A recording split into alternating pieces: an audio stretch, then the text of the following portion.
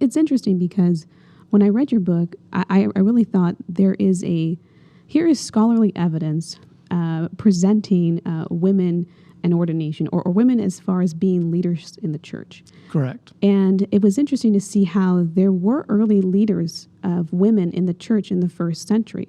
And that during this time when we're being conscious of, quote, culture, you see that women are no longer being allowed to be in leadership, and they are being expunged. The history is being expunged of them ever being in leadership. And I think that that's interesting, especially when it comes to arguments that are made that, pro-women's ordination at this point is a purely secular, bad cultural movement, when in fact the lack of women in leadership positions in the church was a cultural shift from the first century. Can you talk a little bit about that? I can, yeah. So women were not blocked from leadership by Paul. Just reading Romans 16 makes that clear. Of course, there are those who want to say, whenever Paul talks about servant of a man, he means, of course, the one who is the ordained servant of God. But if somebody uses the word servant, same word, of a woman, then they must mean, she was a servant, as in a serving girl. And so in the same list of people, they have a tendency to throw some to serving girl side and some to leaders of the church side, not because the text differentiates, but because the interpreter is differentiating.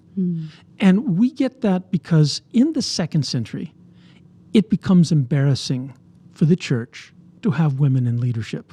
When you take a look at the Pliny-Trajan correspondence, Pliny was the governor of Bithynia and Pontus in the early part of the second century, and the emperor was Trajan.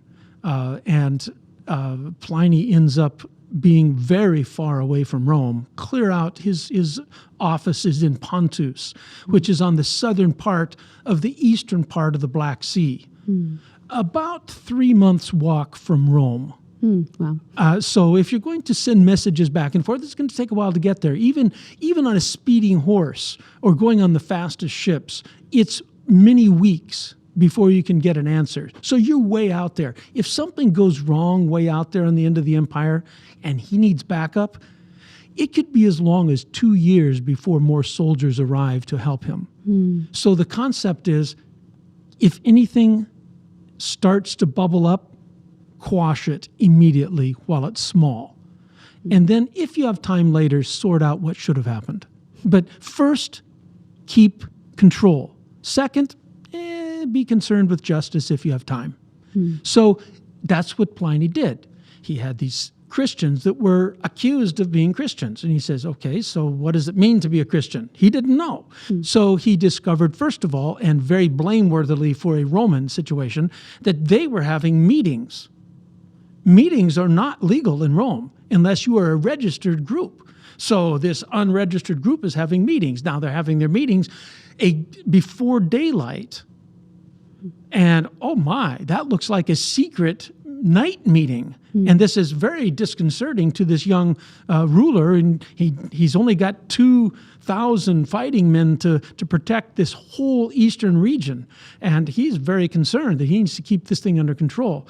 And then when he brings them in to question them, two things happen. One, he is very disconcerted to find out that some of the leaders are women. He says, what is this? And then when he questions them, they refuse to offer incense to the emperor to prove their loyalty. And so they commit treason right in front of him in his very court. What choice does he have but to kill them? Wow. So he has them beaten to find out the truth, which is, no, we will not offer the incense. And then he kills them. And then he writes a letter to Trajan and says, what should have I done? And Trajan writes back, you did well, you kept the peace. That's key. Make sure nothing gets out of hand. And second, don't seek out Christians to try to kill them. Don't try to assert that you're going to control every little small situation. But if they get accused in your court and they will not offer the incense, then kill them. That's it. So Rome was not bloodthirsty after Christians at this stage of the game. They were not defending themselves against Christianity in the early 2nd century. That comes later. They did do that, but that was after there's a much higher percentage of the population is Christian, and they're definitely more of a threat, and that's under Galerius 175 years later. But here, the thing that concerned Pliny, one of the things that was a strike against the Christians was that they had women leaders.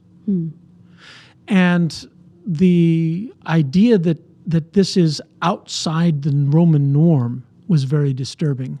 And so when he killed them because there was a disturbance, and the disturbance could not be quelled in any other way